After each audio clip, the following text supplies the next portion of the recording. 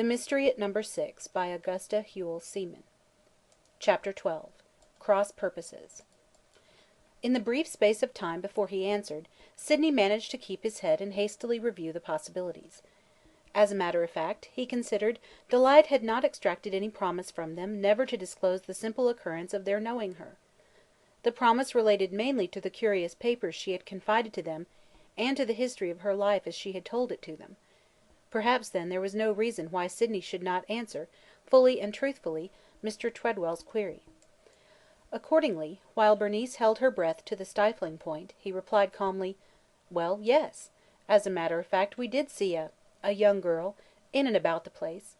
Also, there seemed to be a woman there. Perhaps that was Jerry's wife." Mr. Tredwell ignored the latter side issue. "You saw the girl? And what was she like, may I ask? Did you ever get close enough to her to describe her?" His keen blue eyes seemed to bore into Sidney's very soul. "She came around the pool to where we were," admitted Sidney. "She looked like an Indian at first glance, or a very dark cracker type. Black hair, very tanned complexion. But her eyes were quite beautiful, deep iris blue with long lashes." "Did she speak? Did she talk to you?" Mr. Tredwell probed, still deeper. "Why, yes. I was fishing, and she was rather shy, but she got talking to Bernice and they had quite a conversation, I believe." Immediately Mr. Tredwell whirled around to Bernice. "What did she say, may I ask? How did she speak? Did she seem very ignorant?" Bernice could have cheerfully scalped Sidney for thus involving her in the affair, but she replied bravely. "She seemed a very sweet little thing, gentle and shy and very attractive." Truth to tell, Bernice was somewhat irritated at this rather autocratic catechizing and suddenly had a bold inspiration, so that she ended with, "But may I ask why you are so interested in her, Mr. Tredwell? I thought it was Jerry you particularly wanted to see."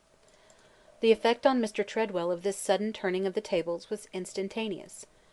"Oh, well, that is a matter I can't very well explain just at present," he stammered. "To be frank with you, this matter is very involved. A legal difficulty. It would be very indiscreet to discuss it." For a moment he was silent, puzzled apparently as to how to proceed. He sensed the fact that the young people did not quite relish this cross-questioning, yet they were plainly admissions that he was still very anxious they should make. Sidney and Bernice said nothing and let him struggle with the difficulty without aid. "There is one thing I would very much like to ask," he began again, presently. Did you, in the course of your conversation with her, discover what she was called? What was her name?" The two young people glanced at each other in rather a panic. What was it best to answer to this? To disclose that might be a decidedly damaging admission, especially if this man's interest was not friendly. Yet how could they evade the truth? Sidney took the matter in his own hands. "We asked her name, when we told her ours, and she said she was called Dell, but that her real name was Delight." The effect of this statement on Mr. Tredwell was very singular. His eyes opened wide for an instant and he drew a gasping breath and turned and walked off toward the pool. There he stood, with his hands crammed in his pockets, staring down into the limpid water while the cousins eyed him uneasily and wondered what was coming next.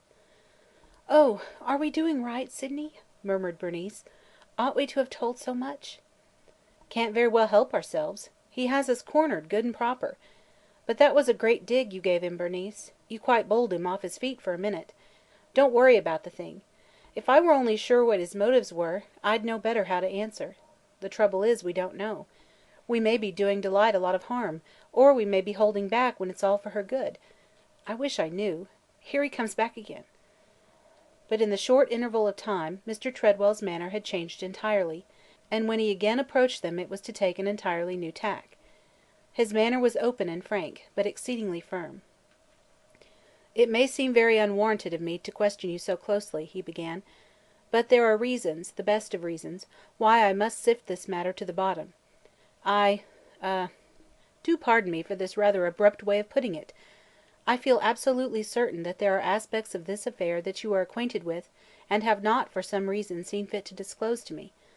Of course I do not know why and perhaps have no right to ask. But you would oblige me very much if you would tell me whether you knew, before we came here today, that Jerry and the rest had decamped?" Yes, admitted Sidney manfully, we did. But there were reasons why we felt we had no right to tell you so.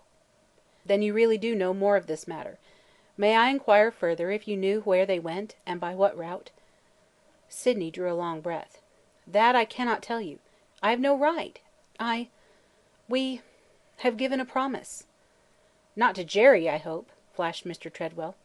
No, to Delight. Mr. Tredwell appeared relieved at this admission. I suppose I have no right to inquire, but I should very much like to know why she extracted that promise. I'm sorry, but I don't believe I can tell you that either, replied Sidney firmly. Then perhaps you would be willing to answer this. Do you know anything about this child's relations with the other two she lived with? Were they, kind to her? Did she seem fond of them? I think it's all right to answer that, agreed Sidney. They were very kind to her, so I understand, especially Jerry. She called him Uncle Jerry, and said she was extremely fond of him. I do not think she felt the same way toward his wife. He has only married her recently. Thanks. That at least gives me a new impression of things. May I inquire if you knew whether she, went away with them this last time willingly? Again Sidney was obliged to hedge. This was very dangerous ground. I cannot tell you that, he said firmly. I see, acquiesced Mr. Tredwell. Suddenly he changed his ground again. If I were a mind to, he added, I think I could give you a little piece of information that would startle you quite a bit. On further consideration I believe I will give it. Do you know this? Last Tuesday afternoon, you two folks sat in the east corner of the hotel veranda and had a long and animated discussion of this very affair, much of which I could not help but overhear, as my room is right at that corner. I had come back to the hotel in the early afternoon, feeling a trifle unwell, and lay down on my bed for a nap. After a while I woke out of a sound sleep and heard voices conversing outside. I'm rather used to that, as my window opens right on the veranda, and I'm forced occasionally to be an unseen third party to conversations outside, much against my will. I tried to go to sleep again and shut out your voices, but suddenly I caught the name Jerry and something about the Everglades, and then, I confess, I listened with all my ears, for it is of the utmost importance that I get to the bottom of this matter. Unfortunately for me, you spoke in the main in rather low tones, and I lost often quite important items. But I want to tell you very frankly that I gleaned enough to give me almost all the clues I need. Almost, but not quite. I apologize deeply for having had to do this. I detest and despise the role of eavesdropper, but in this case, if you knew all the facts, I think you would say I was justified. I heard you, Sidney, announce that you were going to seek deliberately to cultivate my acquaintance, and I made the task easy, as I was equally anxious to cultivate yours. He stopped short, to mark the effect of his amazing disclosure. A bomb suddenly exploded in their midst could not have astounded them more. In a veritable panic of dismay they gazed at each other. Why had they not been more careful? Why had they not realized that the hotel veranda was no place to discuss an affair so secret, that it might not be as deserted as it seemed? But there was no hope for it now. One phase of the matter angered Sidney, and he demanded in a tone of repressed annoyance, "Why, then, have you kept us in ignorance of all this, since you have discovered what you did? Why did you not tell us right away that you had overheard?" "Turnabout's fair play," laughed Mr. Tredwell. "You seemed determined to hold me off and pump me as hard as you could, without my realizing it. I determined I'd do the same and see what each could make out of it. But isn't it time we stopped working at cross purposes? What is the advantage?" "It isn't a question of advantage," answered Sidney, relaxing a bit. "Since you have been so frank with us, I may as well tell you that we have become deeply interested in the girl. She has confided to us as much as she knows of her history, and I confess there seems to be a dark mystery about it all somewhere. But she made us solemnly promise we wouldn't tell anyone, and we're not going to break it. We don't want any harm to come to her." "If I were to assure you," began Mr. Tredwell, "on my word of honor, that no harm is going to come to her through my investigations, but only good, would it make any difference in your feeling about the matter?" "Most certainly it would," cried Sidney, brightening up. And Bernice nodded a vigorous assent. Only I don't see how that's going to affect the matter of the promise. That'll have to hold good no matter what the circumstances are, won't it?" "Perhaps we can circumvent that in another way," smiled Mr. Tredwell. "For instance, if I were to tell you a few things I overheard the other day, and you realized how much I knew, barring certain rather necessary details that escaped me. Perhaps you might feel that it would not be violating her confidence to supply those details?" "Well, I might have a try at it," volunteered Sydney cautiously, "but I do not have to answer if I think it best not to." "You are going to make a true lawyer," laughed Mr. Tredwell. "I can see that right now. However, suppose I tell you that I understood from some of your remarks that this child, Delight, and, by the way, I never caught her name that afternoon, it quite surprised me when I heard it, this child had in her possession something, some journal or diary, that half gave her a clue to a mystery about herself. I gathered from what you said about it that it was something in the nature of a naturalist's notes, but I was still asleep, I imagine, while you were reading it. Am I correct?" "Yes," acknowledged Sydney. "It can do no harm to admit that much." "The notes themselves, I presume, you do not feel justified in showing me?" "That is just what she made us promise not to do." "I see. Among those notes were there many allusions to the child herself?" "Very, very few.